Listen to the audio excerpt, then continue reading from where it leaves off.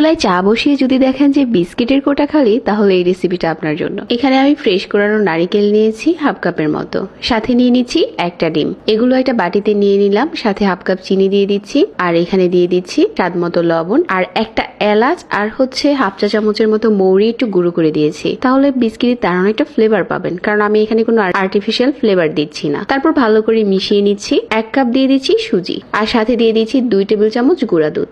গুঁড়া দুধ আর নারিকেলে বিস্কিটে দারুণ একটা ফ্লেভার আসবে। সুন্দর মতো বিস্কিটের শেপ দিয়ে দিতে পারেন। গরম তেলের উপরে একটা একটা করে দিয়ে দিলাম। তেলটা কিন্তু খুব বেশি গরম করা যাবে না, একদম মিডিয়াম আঁচে গরম করতে হবে। সবগুলো বিস্কিট চুলাতে দেওয়ার পর চুলার আঁচ একেবারে কমিয়ে দিয়েছি। আপনি চাইলে এই বিস্কিটটা সেম রেসিপিতে ময়দা দিয়েও বানাতে পারেন। চুলাতে থাকা অবস্থায় কিন্তু বিস্কিটগুলো অনেক নরম থাকে, নামানোর পর এটা আস্তে আস্তে করে ক্রিস্পি হয়ে যাবে।